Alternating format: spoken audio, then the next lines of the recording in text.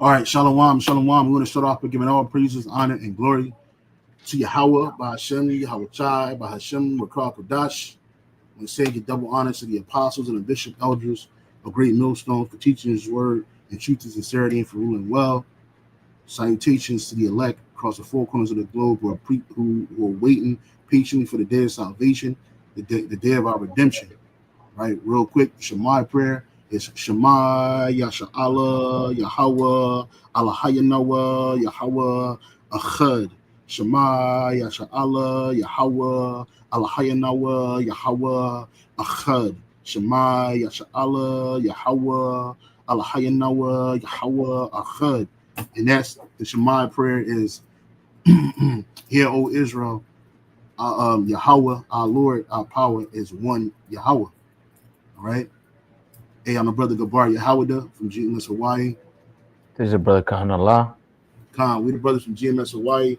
Me and the bro just got together real quick. We're gonna try to make this lesson concise and to the point, but also impactful.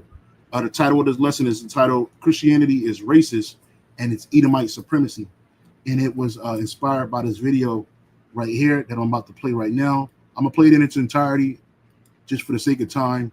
I'll play it in its entirety and then we'll speak on it. Okay. But even let's say that I can't say what I want to say, y'all, but watch this. Okay. But even let's say that somebody was coming into our church and they're black, and would they be eligible for membership in our church? Yes, they of course they would. They'd be eligible for membership in our church. But would they be permitted to participate in, embody, and practice what I would call black culture generally in our church? The answer is absolutely not. Why? Because the characteristics that mark black culture as a generalization, in the same way Paul's talking about Cretans on Crete, they are evil, murderous, violent, bestial people. They steal, they kill, they destroy. They look like Satan in how they act. They are sinful to the core. They have besetting sins that are like fatherlessness, sexual immorality. They molest children at a high rate. All of any criminal statistic that you could look at, almost pretty much without exception, they excel at them. What are the besetting sins and characteristics of it? And then you say, could somebody come in a lawful church membership embodying that culture? No, they have to self-consciously repudiate that culture. They have to leave it behind, repent of those sins. And not every individual practices behind, repent of embodying that culture. No, and characteristics of it. And then you say, could somebody come in a lawful church membership embodying that culture? No, they have to self-consciously repudiate that culture. They have to leave it behind, repent of those sins. And not every individual practices those sins, but they could, by no standard, embody those practices and come into membership in our church. Of course not. So when we make this generalization, one of the purposes of it, one of the points of utility for it, is for black people who do not embody that culture to repudiate it, hate it, and also for policymakers to make the kind of political movements and in terms of law and order that would usher in the change over time of that culture. One of them would be something like, I tweeted about this, the law of Moses in Deuteronomy 21 concerning a rebellious child. The law was that if you had a rebellious son, you have a child they're coming up into their manhood, and they're rebellious, they don't listen. He lists some characteristics, and even though they're disciplined, they will not turn. He says the fathers to bring them out into the town square. This is a rebellious son, and then they stone him to death.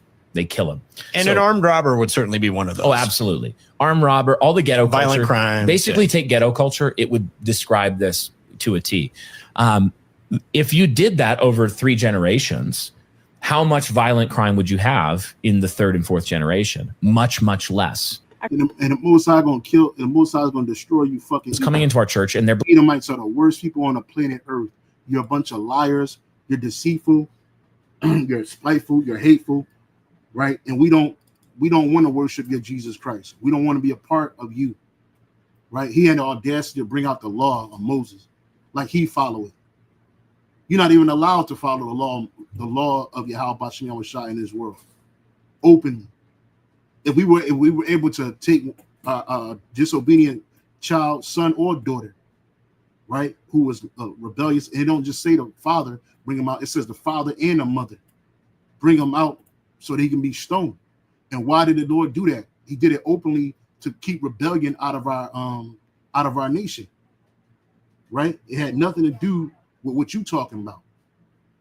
Here it is, this devil talking about something. You do this in 3 generations, they're not going to be as violent. Who's the most violent man on the fucking earth? You Edomites, man.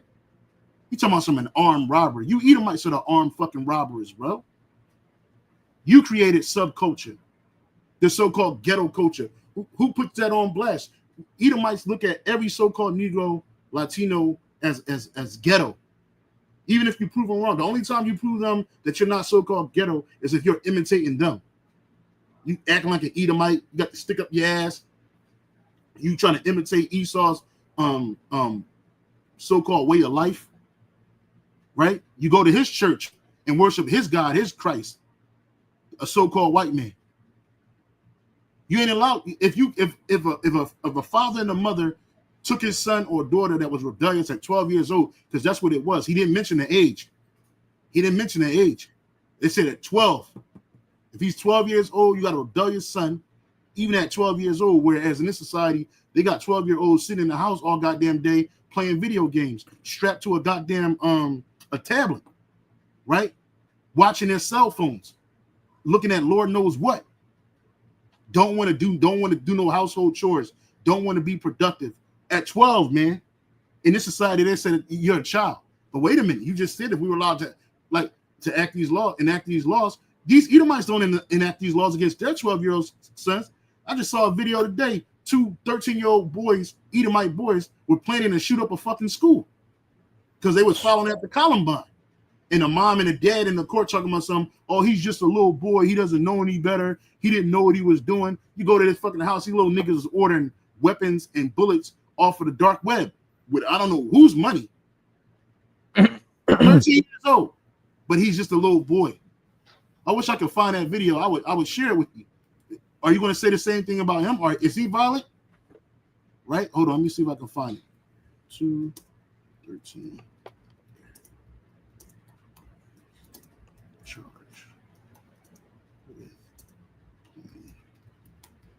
school shooting. I just saw it today. Right? 13-year-old boy with school shooter ideations found with collection of guns. 13. Yeah, here it is, bro. Here it is. The Wadi Al-Bashir outside. This the violent man. This the real violent man. Real violent man. You talk about our people, ghetto culture. Fuck you, man. Ghetto culture. You think anybody that look like a so-called Negro is a ghetto, comes from a ghetto culture? It's like you created hip-hop. You didn't create hip-hop, but you created the mechanism to commercialize so-called hip-hop in the most degenerate form of hip-hop. You did that shit. But you ain't going to say that about these little niggas. These are the real niggas right here. 8th graders charged, this is like 4 years ago. 8th graders charged with planning mass shooting. So these little niggas are 17 right now. 17 or 18 years old right now. Charged with conspiracy. These teens are charged with conspiracy to commit a mass Columbine-style school shooting. Connor Pruitt, 13, and his 14-year-old buddy Philip Bird were allegedly planning to target their middle school in Lehigh Acres, Florida. The arrest happened after an 8th grade teacher got a tip from a student at the school that one of the boys had a gun in his backpack. When the backpack was open, no gun was. Come on, man. Hey, slack it, bro. Slack it. Shit, man. Found, but police say there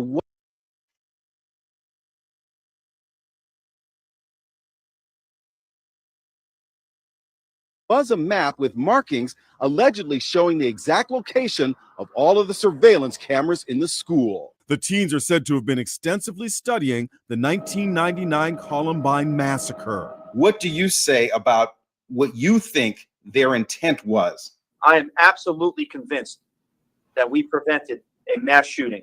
The 2 suspects have been surfing online, trying to buy guns on the black market. They researched thoroughly Columbine. They were inspired by Columbine. Deputies searched their homes and found ammo, shotgun shells, knives, and other weapons. Philip Bird's mother, Carrie Tuller, broke down in tears during their appearance in court on Sunday. He's just a little boy. I didn't think this was really serious. I spoke with Carrie and stepdad Chris today. Carrie, how are you convinced that your son was not about to carry out a mass shooting? My son is no monster. He would not have hurt anybody. My niece goes to the school, and he sure as heck wouldn't have hurt his family. These little demons. Little demons. These are the real criminals. Student at the school. These are the real monsters. These are the real thugs. These are the real niggas right here. And these little niggas is grown men. In the scriptures, they would have been put to death. You plotting to murder people? Oh yeah, you gotta go. Automatically. Right? There gotta be something ahead. The Lord probably would allow them to get it off just so he can put them to death. Right? These little niggas ain't going. Are these little niggas going to work? Are these little niggas contributing to society in a positive way? They're trying to take people out. Supposedly. Right? But we don't hear nothing about this. Yeah, he's just a little boy. He's no monster, says every mother who's in denial that their kid is a psychopath. That's right. He's 14, clearly knows what murder is. Yeah, and that's why he's supposed to get put to death. Get him off the earth, man. Certain things you can't stay on the earth with if you commit. But Esau don't allow you to enact these laws of Yahweh Shalom Shah. First and foremost, he don't believe in them. So for this devil to say the things that he said about our people, why don't you say that about your own? Right? You know, you talk about ghetto culture. Nobody want to come to Edomite church anyway. The spirit of the Lord definitely ain't in there, unless you some Uncle Tom or you some chocolate covered Edomite. Nobody trying to go to no goddamn Edomite church. Somehow, can a black person come to our church? Well, of course, but they gotta get away with their what's they call that shit? Ghetto culture, black ghetto culture. They can't come in there with that. And then, so I want to share something because he talked about Paul and the Cretans, and this shows you that Christians don't know what the fuck they talking about when it comes to the scriptures, right? So this is I asked a question on chat because you know chat helps us out from time to time, right? I asked a question. When Paul spoke about the Cretans, what was he referring to? Paul's reference to the Cretans comes from Titus chapter 1, verse 12 and 13. He writes, one of themselves, even a prophet of their own, said, the Cretans are always liars, evil beasts, slow-bellied. They witness that this witness is true. Wherefore rebuke them sharply that they may be sound in the faith. The background, Paul is writing to Titus, whom he had left in Crete to strengthen the church and appoint elders, Titus 1-5. This island of Crete in the first century had a reputation for dishonesty, greed, and indulgence. Ancient writers like the Greek poet Epimenides, whom Paul quotes, made similar observations. In fact, the Greek verb kritzo to Cretans came to mean to lie. What Paul was referring to, cultural character. Paul was pointing to a well-known cultural stereotype of the Cretans as deceitful and lazy, prone to excess and dishonorable living. And that's what they say about us today. In the so-called barrios, comunicajes, the so-called ghettos. That's what they say about our people. But that's not always true. False teachers. In the context, Paul was warning Titus about the false teachers and corrupt influences among the Cretans who were disrupting the churches with myths, commandments of men, and greedy motives. So just like in any organization, you have people that come in with nefarious purposes. And that's what you was having, because you had Israelites dwelling in Crete who woke up to the truth, who came back to Yahweh Shem Shai, to the nationality, followed the Messiah, teachers of the Messiah, right? But then you had people that spotted out like, oh shit, this is a come up right here. So they would come in, they would bring those myths from the Greeks, from the Hellenized people, and these are Jakes doing this shit, right? Who looked at the church as a come up, and you got that going on today. In fact, modern day Christianity is just like this. They come in with these false teachings, these myths, but this dude tried to apply this to us. Paul wasn't speaking against the people at Crete that believe. He was warning Titus about people that was going to try to come in with false teachings. That's right. That was going to abuse the church. So he told him, look, man, make sure when you get down there, you set up some good elders, some brothers that's really sincere, that's going to follow this word, and that's going to keep things in order down there, because you know what they say about the people in Crete down there. You might get some false teachers amongst you. So it says, need for correction by citing, I don't know why it's Salaki. It says need for correction by citing Epimenides. Paul was saying even their own people admit this tendency, and it is showing up in the church. Therefore, you must be firm in correcting them. Deeper understanding. Paul was not condemning every individual Cretan, but acknowledging a cultural reputation that was affecting the Christian community there. His purpose was pastoral, to protect the faith of the new believers from being corrupted by lies and self-indulgence. Because you had Jake coming in telling you that, oh man, look, man, we got this truth, man. You can do whatever you want, man. You an Israelite, bro. Hey, we good. We gonna be saved anyway. You straight. You had niggas lying like that, bro. It says the broader point is that the gospel calls people out of their cultural. I'm sorry. Paul was not condemning every individual Cretan, but acknowledging a cultural reputation that was affecting the Christian community there. His purpose was pastoral, to protect the faith of the new believers from being corrupted by lies and self-indulgence. The broader point is that the gospel calls people out of their cultural sins and into a sound faith of godly living. And that's what we're doing. The things that you call culture today, subculture, above culture, it does nothing but perpetuate sin and iniquity. So we calling our people to repentance. And, hey, look, bro, the way you're living is in enmity with the Most High. But this is how you follow the Lord and get closer to Him, by keeping His commandments. His commandments are not grievous. By calling on His true name, Yahweh Bashim Yahweh Shai. Right? We telling you that, hey, bro, you're an Israelite. This is the Israelite culture. This is what we supposed to be doing. Every Israelite man is supposed to be fearing Yahweh Bashim Yahweh Shai. We're supposed to refrain from certain things. Because why? These things, they push sin and iniquity on us. Can we keep them 100%? No, brother. You can follow it to the best of your ability, because what? There's a sin that we're not supposed to wear mixed fabrics. We're in captivity. All our fabrics are mixed. Right? There's a sin that we're not supposed to be amongst women who are on their menstrual cycles. Our women are supposed to literally be set apart from us once a month. Can we do that in this society? No.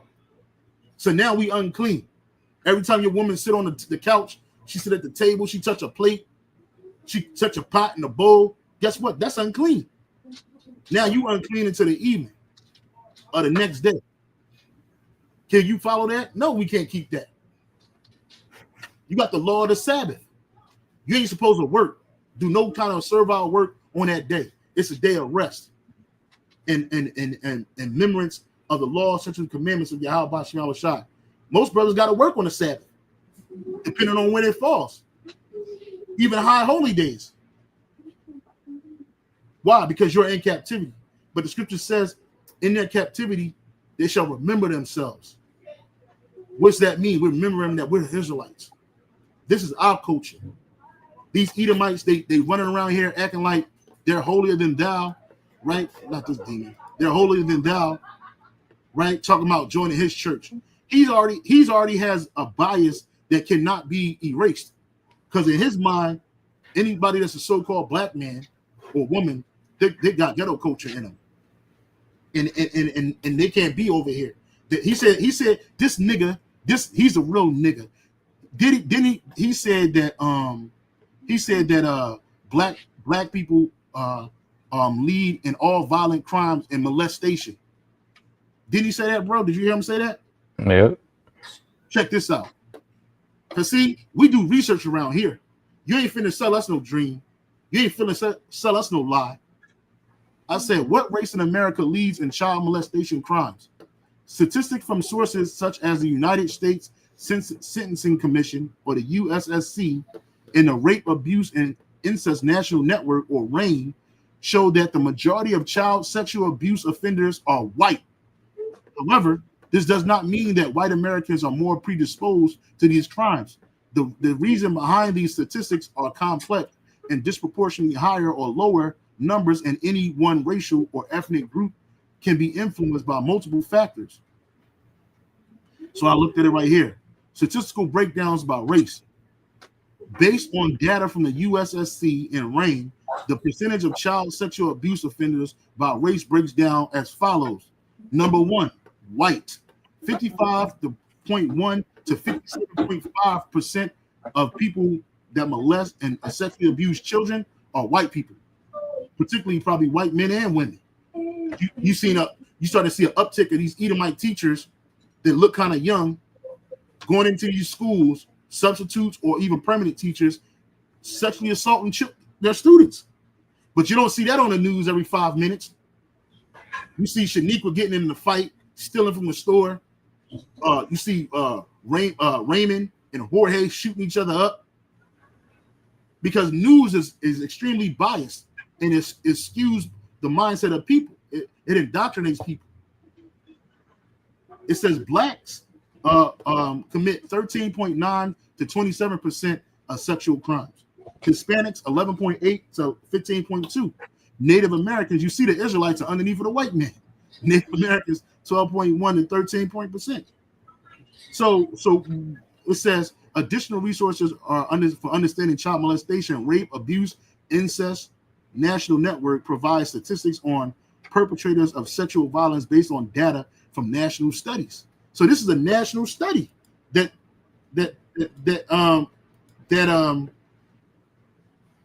refuted what he just said. And you know why he says what he said? Because he has racial bias. He's a fucking liar. Right? Habakkuk chapter 2, verse 15. Woe unto them that giveth his neighbor drink, that putteth thy bottle to him and makest them drunken, also that thou mayest look on their nakedness. You got it, brother. You can break it down. That's right. And as we were going into, well, even that example you brought up of Paul and the Cretans, who was the rulers of the empire during that time? It was Esau, right? The scriptures say that as the ruler of the people are, so are the people. Probably paraphrasing. That was the culture that Esau put out there, man. And likewise, in today's day and age, Esau conquered our people. He came out here to the Americas, colonized the Americas, brought Judah into slavery. And what he teaches, he taught us his ways. The way that we view the world is through the wicked lens of Esau, man. This is what he taught us, to view everything in his eyes in wickedness, man. You see, while he keeps certain you can say quote unquote good things only for his people, he teaches us what? Everything wicked, man. These subcultures that our people are into now, they were taught to us or pushed amongst our people through Esau, man. So that's part of him putting his bottle, to drink unto his neighbor. Who is his neighbor? The Israelites, man. So that he could what? Look unto our nakedness, which is us being without righteousness, without Yahweh Hashem Yahushua. He literally beat our heritage out of us. He taught us, Elder Apostle Tahar says, plantation Christianity, man, to obey him, and what he teaches, wickedness, man, idolatry, all of these things. And little by little, it got worse, because it went from chattel slavery, the colonization, into destroying our minds, to the point that now our people are in autopilot, destroying themselves, but following after the ways Esau, taught us, right? Real quick, if I could read this little paragraph that we read earlier.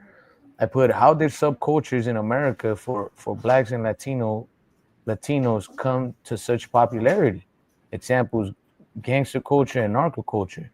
The rise of gangster culture, particularly within Black American communities, and narco cultures, particularly associated with Latino communities, to widespread popularity in America is a result of a complex mix of historical, socioeconomic, media, and cultural factors, which again, who's in control of all these sectors of society? Esau, right? It says the subcultures didn't just emerge out of nowhere. They involved Shalaka, they evolved as expressions of survival, resistance, and identity in response to systemic oppression, poverty, and marginalization. And again, Esau put our people in such a low state. He destroyed our economies in the countries. Or every time Jake, at least here in Babylon the Great, or Judah, always had communities where they were coming up. And what did Esau do? He destroyed them, man. And then what he pushed to the forefront? He pushed gangster music, or drug dealing, or all this destructive culture, which ultimately keeps our people in a low state, man. But not all of our people are like that. And the ones that have adopted that way of life, they adopted it from who? From Esau, man. It says, well, that was pretty much it for there. Well, actually, I had a quick precept too to go along with that. In the book of Psalms 140 and verse 4, it says, "Keep me, O Yahweh, by Hashem Yahushai, from the hands of the wicked. Preserve me from the violent man who has purpose to overthrow my goings." And this goes hand in hand with the book of Habakkuk, that precept you just read, because what is Esau trying to do, especially towards the Israelite man? Destroy them, man. Overthrow our goings. Our goings, as the scriptures say, our purpose is to what? To fear the Most High and to keep His commandments. But Esau's trying to do everything in his power to keep us away from the Heavenly Father, man, because he knows that once we come back to our power, it's a wrap for His kingdom, man. Yep. The brother 12 Tribes of Israel posted Proverbs 16:29 in the AMP. A violent and exceedingly covetous man entices his neighbor to sin and leads him in a way that is not good.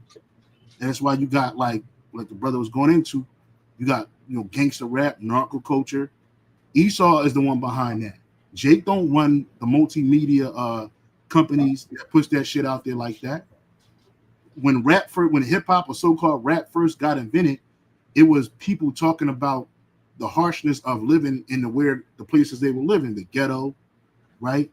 And then it turned into party music, right? Then it turned into gangster music, which this music entices you to kill each other, to rebel against the authority, to kill each other, right? Why? Because Jake was speaking from a point of view where they were being overly policed in these communities. At the same time, drugs and weapons were being pushed into these communities so they can kill one another.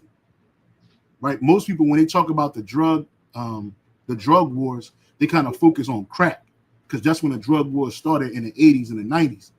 But they don't tell you that it was Esau that put crack in the communities, right? Using these drug so-called drug kingpins who are being propped up by these government agencies like the CIA, right? Who was funneling hardcore drugs because the end result was that they were going to put most of these people in prison. Right? They were going to incarcerate you so-called Negroes, Latinos at an exceedingly high rate. Why? Because they were going to privatize prisons, and private prisons make money. Right. And at the end of the day, it was all about a profit for these people. It wasn't about controlling the crime. They set the parameters for it. Like I always say, it's like a lab experiment with mice. You put certain mice in a certain environment. They actually give them crack and all kinds of drugs, heroin, fucking PCP, LSD, just so they can see the reaction of it. Even though these are two different species, a man and a mouse, but they say, look, we could do it to them. Let's do it to these humans, and watch how they react with one another, and let's isolate it within their communities. Right. So you had before you had crack, you had heroin, right? Opium. Like they had the opium, and all of this shit came after the civil rights era. After the civil rights era died down, right, and they killed off most of your so-called puppet leaders, right? They wanted to stop you. So what they do, they pump your neighborhoods full of drugs. Prior to that, you had whole families particularly in the so-called Negro communities, whole families. By the time drugs and all that other shit enter into it, right? Then you had single families now, broken families. So it says a violent and exceedingly covetous man. Who is that? Esau Edom, the so-called white man. He enticed his neighbors. Who are his neighbors? We are. We the ones that was around him. To do what? To sin. Everything in this society sets you up to sin. Matter of fact, real quick, let me share this right here. They set degenerates up like this. Cardi B, right? Here it is. This woman was something that most women in this society supposedly want. She was married. She had children. She ain't had no children out of so-called wedlock. She had children with a husband who's also was a performer. But because he kept stepping out on old girl dealing with other women, she got mad. So she filed for divorce. Right? She filed for divorce, and they haven't finalized it yet. So technically she's still married. She filed for divorce and got knocked up by some football player who got multiple so-called baby mothers. He ain't married to none of them bitches. In fact, a lot of them, 3 of them, he has 3 children right now in the womb. 3 children right now in the womb. Right? And you know what she said? She said, you know what? We just gonna all have to be friends. We all gonna have to raise these kids together. But she didn't say that with Offset. He ain't even got no kids outside of his marriage besides the ones that he had prior to dealing with her. He had 2 other children. 2 or 3 other children prior to dealing with her. And then he had 3 children with her. So the nigga got like 6 kids altogether. You see what kind of fucking messed up mind you gotta be in? And they promote this woman to do shit like this. On my back that I said, now wherever you at is where I want to be, nigga. I'm on your dick. I want to hold it when you pee, nigga. Like, I am on your dick so much. I love you so much that if you want me to hold your dick while you peeing. Hey, look, she got a fucking bottle next to her that says unwell. Because these people are unwell. Mentally, she's destroyed. That's right. And a sign on the wall that says call her daddy. That's confusion. They set people up like this. Who does this? Small hats, so-called white man. They funnel millions and millions of dollars into this woman to push a degenerate behavior. I'll hold it. Like, you know how like some bitches be like I want to live under his skin. Yes. It's like I want to hold your penis every single day like it's a platter. I want to sit it right here next to me. And cherish him forever. And cherish it forever. So precious to me. Oh, penis. This is lyrical. You see this shit? And this is what Esau pushes.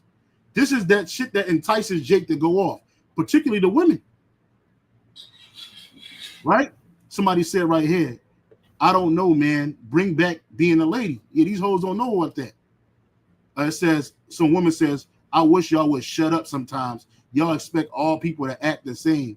If you want to be a real lady, be that and let other people be who they are. It's always the ones that's naked in every other pic. But so are you. Nah, she good. She's a light skin. They get away with everything. How about bring back shutting the hell up? You see, you can't tell these bitches nothing because Esau created an environment just like they do to mice. That's confusing. That's destructive. That's prideful, and that's sin. That's right. That's hard. That pushes prostitute, harlot behavior. Right? And you can't correct these demons. She loved hard reminds me of the people who want to be in your skin. But okay, that's love. And she loved hard. She don't know what love is. She don't know what love is. That her husband wasn't beating on her ass. He was giving that bitch gifts, showering her with gifts, bringing her money, right? Taking her around. They both was on the level, right? And now she got these dirty, dumb demons walking around here thinking that they're going to get them a Stephon Diggs. She going to go from one millionaire to the next. That's not you. Sorry, sweetie, that's not you. You're going to be in a hood with Ray, Jose, the same kind of class of people that you grew up with. That's what you're going to stay with. And you're going to continue to destroy yourselves and your so-called communities because Esau sets you up to do this kind of shit. Somebody said, I hope my daughter never looks up to her. Exactly. I don't want my child to look up to them. I got daughters. Me and his brother, we got daughters. We don't want our daughters looking up to demons like this. Are you crazy? For real. I said, real talk, too late, and your lady must not like you because this is normal. It's not normal. It's made to be normal because they take a small percentage of you so-called Negroes and Latinos, Native Americans, and they prop you up to push out this degenerate bad behavior. These people are truly a minority amongst our people. You got something, brother?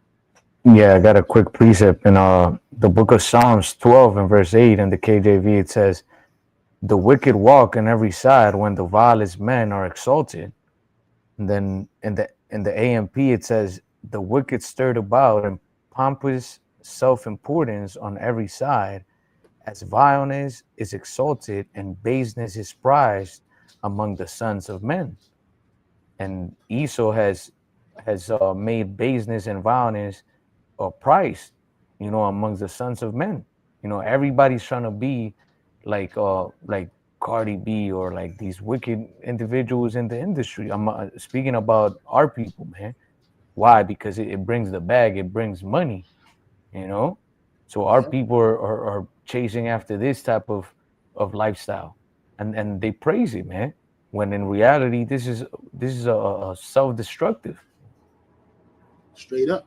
Real quick, I got this from the chat. Right? It says, I asked, is it fair to say that the subculture that is pushed on Black Americans are really a minority within the culture? Not everyone is a criminal or aggressive or fatherless. And it says, yes, that's very fair to say. In fact, it's one of the most important distinctions to make when discussing Black subculture in America.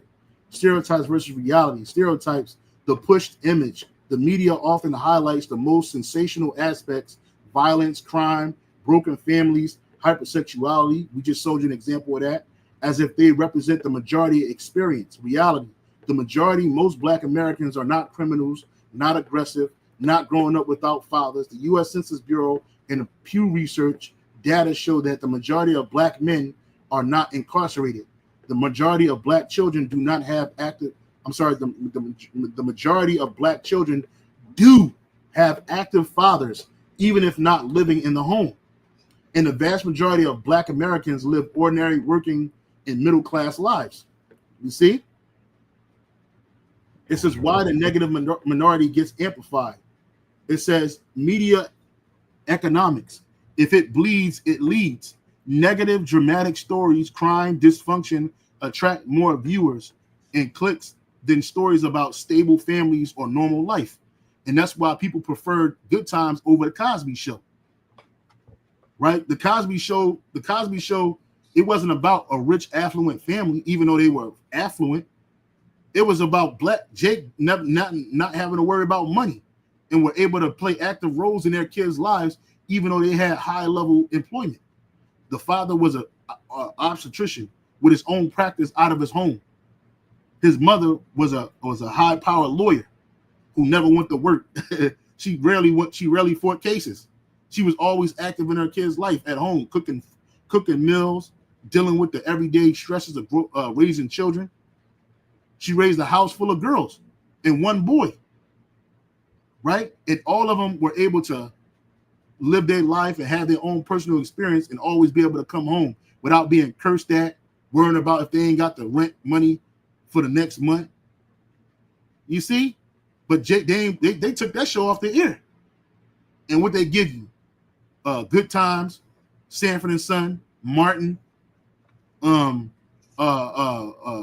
Bad Girls Club, because they didn't want you to view yourself in a positive light. In fact, in the 1980s, Black so-called college enrollment was at an all-time low, particularly from the 70s going into the early 80s. Then when the Cosby Show came out, and then they came up with a spin-off show called A Different World. After A Different World came out, Black college enrollment skyrocketed, bruh. And they didn't want that. So a different world got canceled eventually. Because they didn't want you Jakes going to college being something, passing your THCs and shit. They wanted you in the hood, and what they have coming up after that, all this gang shit, all this crime drama and shit that's surrounding you. Pushing movies like Juice, Don't Be a Menace, Juice, Menace to Society, Boys in the Hood, Don't Be a Menace while drinking your juice in the hood. All this crime shit, all this thinking what they push, gangster rap. That nigga Tupac was a tool for that. Ice Cube, a tool for that. NWA, niggas with an attitude. Niggas with an attitude. Why? It says, again, if it bleeds, it leads. Confirmation bias. Society has long-standing racial stereotypes. When media reinforces them, it feels true. Nixon said anything people see on TV, they believe is true. To people who already expect it. Policy convenience. Highlighting dysfunction helps justify policing, surveillance, and neglect of systemic inequalities. The minority within the culture, the so-called subculture that gets pushed, glorification of crime, gangster imagery, hostility to authority, represents a small fraction of Black America. But because it is given such an oversized platform, it can appear as if it's the dominant cultural reality. This creates a feedback loop. Outsiders assume it's the culture,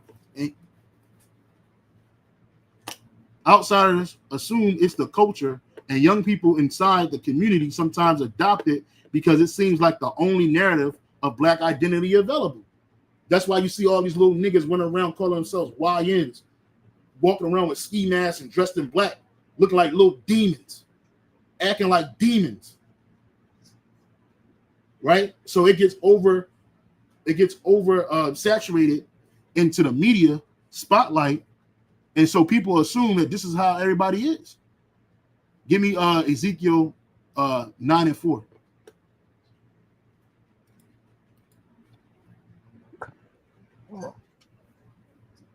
This is the book of Ezekiel 9 and verse 4. It says, and the Lord said unto him, go through the midst of the city, through the midst of Jerusalem, and set a mark upon the foreheads of the men that sigh and that cry for all the abominations that be done in the midst thereof. And that's what we're doing through the spirit and power of Yahweh Bashim Yahushua. Because there is men on this earth that's sighing and crying for all the abominations that be done in the midst of our people. Keep reading. Verse 5, it says, and to the one, Salaki, and to the others, he said in mine hearing, go ye after him through the city, and smite, and not let your eyes spare, neither have ye pity. Right. Go ahead. Slay utterly old and young, both maids and little children, and women, but come not near any man upon whom is the mark, and began at my sanctuary. Then they began at the ancient men which were before the house. Yeah, because it started with the men on high levels.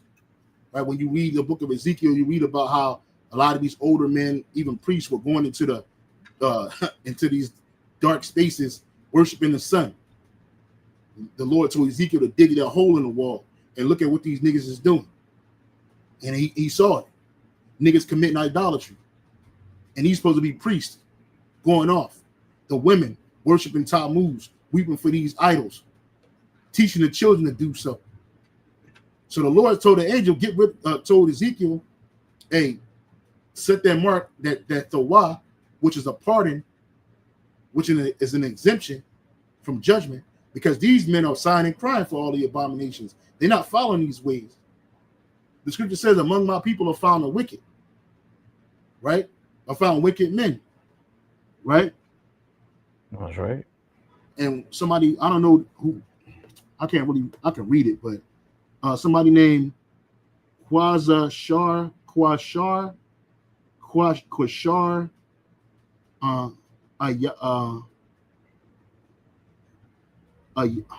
Awab, Yashash, He says, Shalom apostles. We're not apostles, brother. Even though the word apostle means sent forth, but we're brothers, bro. We're brothers, man. We brothers. We're just brothers, man. Okay? The apostles and the bishop elders, that's their title. We're teachers and prophets, okay? Yeah, but like the brother said, drill music. And drill music, what? They show you that something happened. We had a whole bunch of viewers. Now there's only 5 people. Anyway, it don't matter. We about to wrap it up anyway. Drill music, that's witchcraft. Rap music is witchcraft. Down it says nobody's watching. So Esau must have shadow banned us, bro. Can you hear it? Yeah, I can hear it. Yeah, it's like one person watching. So something must happen that they just took all the viewers off, man. It was like 16 people on there. Now there's nobody. There's like one person. So I don't know what's going on. Maybe something's happening that we don't know about. Something's happening. Psalms 119 and 136. My eyes weep streams of water because people do not keep your law. Exactly. Because not keeping the law is destroying our people. Where you had that Edomite, he had mentioned the law of Moses, the law about the rebellious son. But we're not allowed to push those laws here. If we try to enact any of these laws, such as commandments here in this world, especially those concerning death and life, we'd be put in jail. Yeah. If we were allowed to enact a law that if a man commits adultery with another man's wife, and we put him to death, we're gonna go to prison for that. That happened every day. If we burnt our daughter that played the harlot, because we're priests. Right now it says 0, now it says 1, then it said 5. I don't know who's watching. We're priests. We go to prison for that. You know what I mean, bro? So come on, we can't exact these laws, statutes, commandments down here. Not the way we supposed to in righteousness.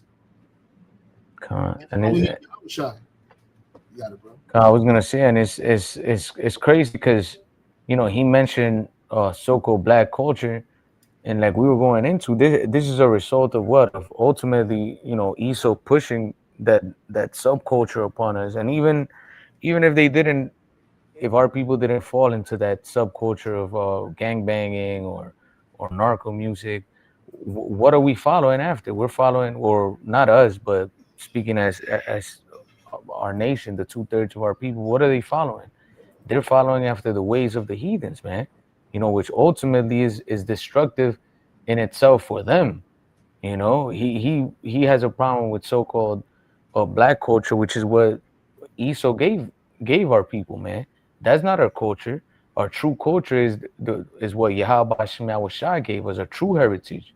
And even us coming back into our true heritage is a problem for you, So Jake is a problem for Esau regardless, showing you that these devils really hate our people, man.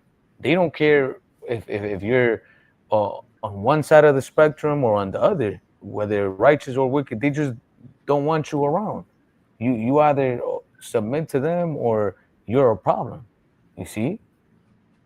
Yeah, and submitting to them is conforming to their way.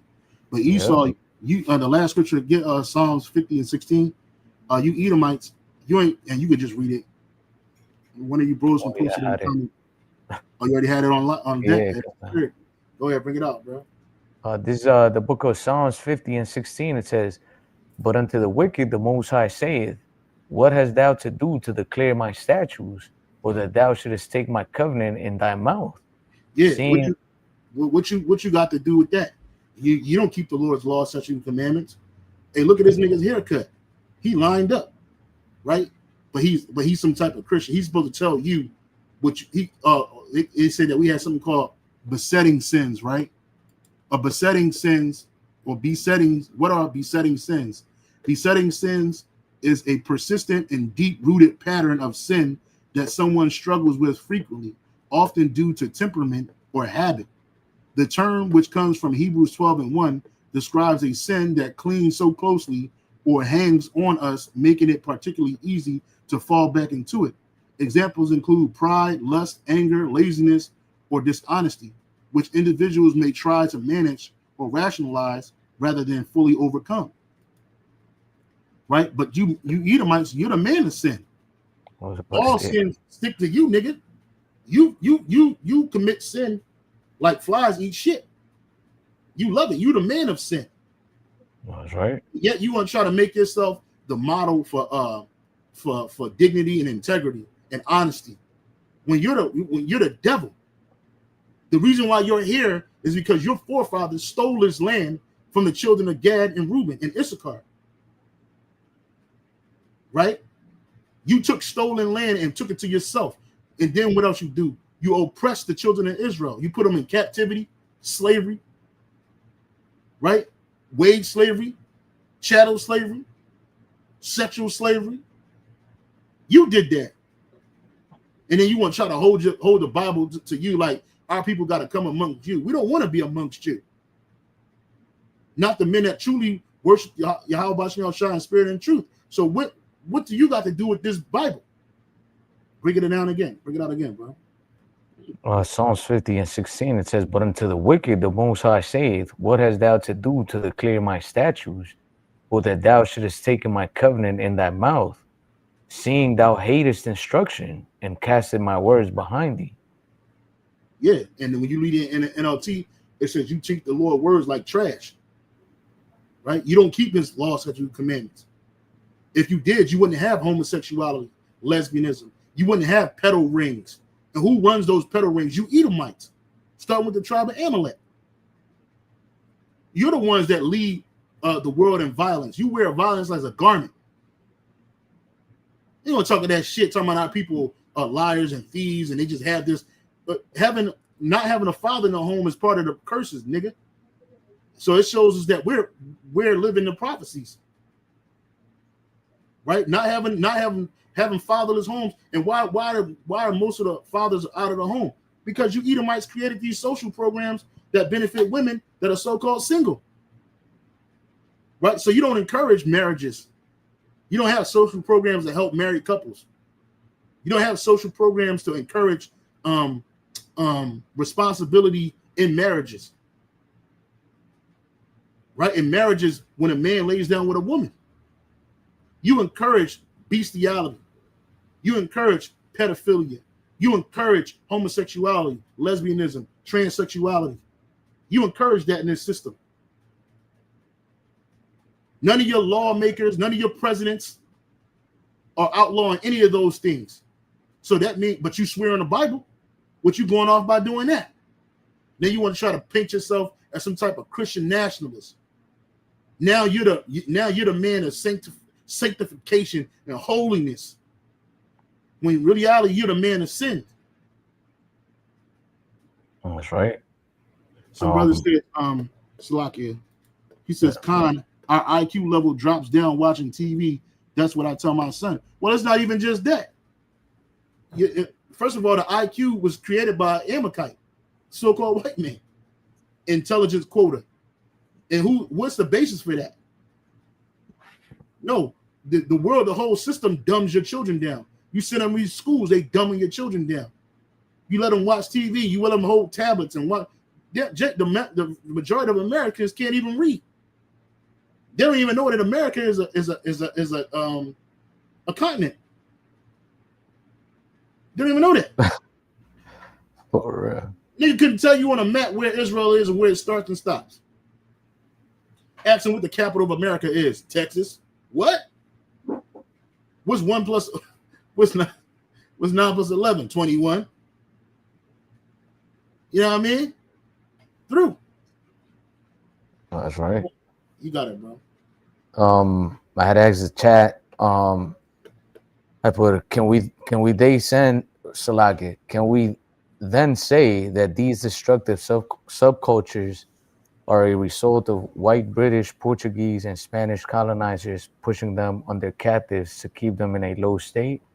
And it says, that's a powerful and important question. To answer it responsibly, yes, the roots of many destructive subcultures can be tracked back to the legacy of European colonialism, particularly British, Spanish, and Portuguese empires. And then here comes the lie.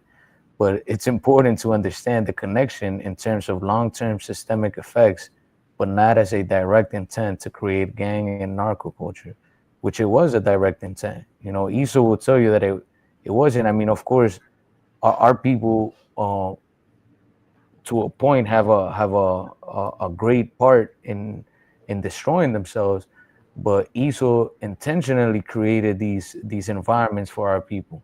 I don't know if you, I mean, you mentioned the experiment with the rats, and how I believe is the same one I'm about to describe, where they put the rats in like these bad conditions, and then they put the drugs, and the rats just keep going to where the drugs are, and then they put rats in a nice environment where they have trees and food, good food and water, and then they put the drug also in that environment, and the rats don't go to the drug anymore because they have a better environment. So Esau implemented that in our communities, man.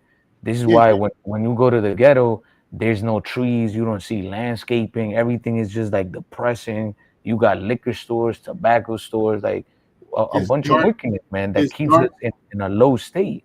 It's dark and it's loud. It's dank. It's underfunded.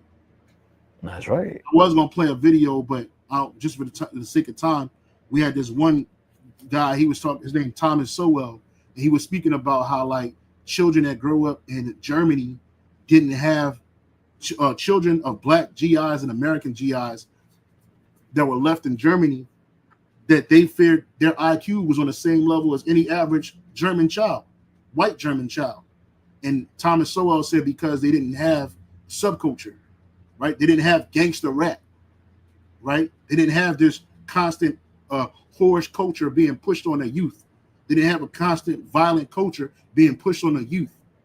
So they weren't being dumbed down. They were getting the same higher level education that any average German child would get. But in America, you got to fight in order to make it out of this shit, brother, you got to fight through the subcultures just to get to above culture. And even still, you got to fight. You see? Because the dominant culture in America is run by the Edomites.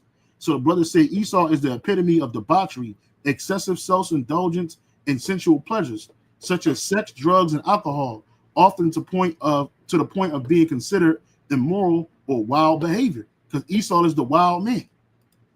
You see? The scriptures say he's the basis of all men. He is the basis of mankind. All right? That's all you had, brother? Yeah. All right, you can close this out then, brother. Hey, so with that, Akim, we hope that, you know, this lesson was edifying. Again, all praises, honor, and glory going to the Heavenly Father, Yahweh, by Hashem Yahushai, by Hashem Kadash. Double honors to the apostles and the elders. I greet most on a peace salutation to all you Akim out there pushing and defending this gospel throughout the four corners of the earth, as well as to the believers in Yahweh, by Hashem Yahushai, the men as well as the women, the hopeful elect. Hey, shalom, till next time. Hey, shalom.